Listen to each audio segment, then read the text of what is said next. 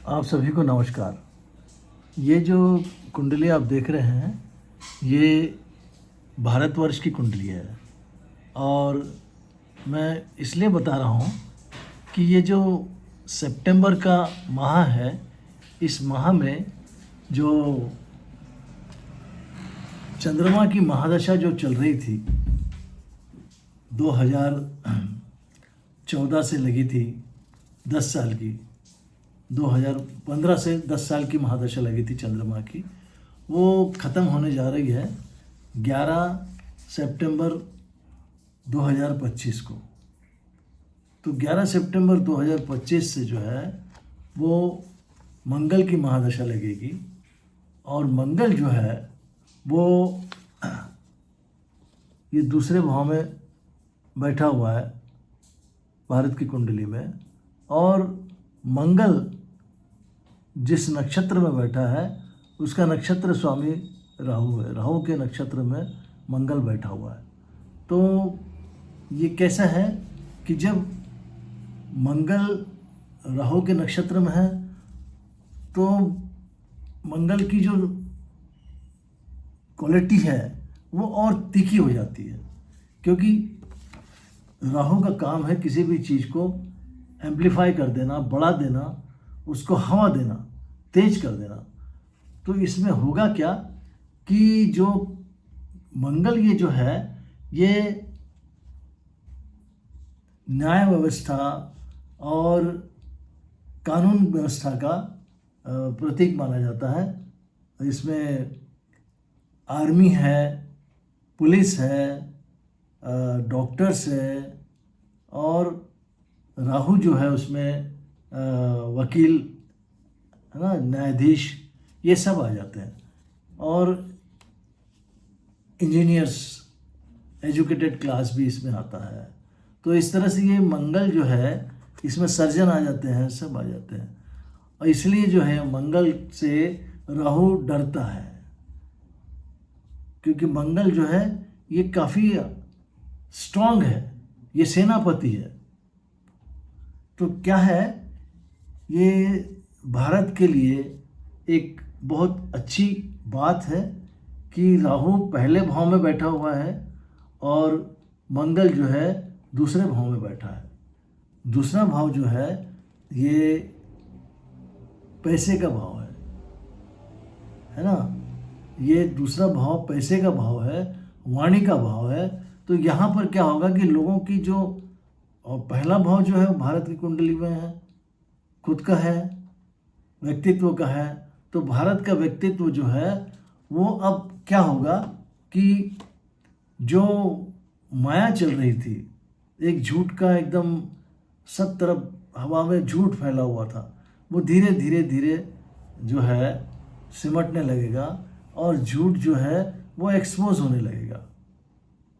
तो ये उसकी जो बातें हैं, उसका जो संकेत है वो पिछले 2-3 महीनों से मिल रहा है। और जब ये पूरी तरह से चंद्रमा जो है उसकी महादशा खत्म हो जाएगी, और ग्रहण दोष भी है, ग्रहण लगने वाला है 7 सितंबर को, चंद्र ग्रहण है और जो कि भारत में दिखेगा, तो उसका भी प्रभाव पड़ेगा। लेकिन मंगल और राहु का जो अंगारक योग है, काफ़ी तरह से ये चंद्र ग्रहण के कारण ये सत्ता में काफ़ी उतार चढ़ाव को दर्शाता है। तो देखते हैं कि ज्योतिष जो है, जैसे अभी 10 साल तक चंद्रमा की महादशा थी, 15 से लेकर के 25 तक, तो भारत के लोगों को काफ़ी दुख सहना पड़ा। उसमें लॉकडाउन आ गया है ना, लोग बेचारे लोग कहाँ कहाँ पैदल जाने लगे, अपने घर को लौटने लगे, कोई व्यवस्था नहीं कर पाए कोई, और इस तरह से उनको काफ़ी दुख झेलना पड़ा, भारत की जनता को, है ना, भारत के लोगों को, भारत की प्रजा को बहुत दुख सहना पड़ा।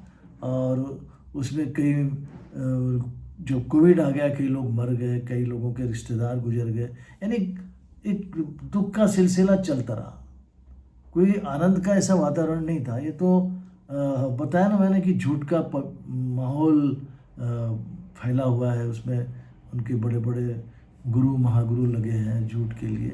तो क्या है कि वो समय वैसा था, है ना। चंद्रमा शनि के नक्षत्र में था और चंद्रमा तीसरे भाव में भारत की कर्क राशि। तो क्या हो गया कि ये जो तीसरा भाव है, यहाँ पर क्या होता है कि हार्डवर्क है। हार्डवर्क किसको मिला? भारत की कुंडली है, भारत के राजा को नहीं, भारत की जनता को। काफ़ी परिश्रम, पैदल जाना है लॉकडाउन में घर, ट्रेनें लेट हो रही है, किसी और ने उसमें कब्जा कर लिया है।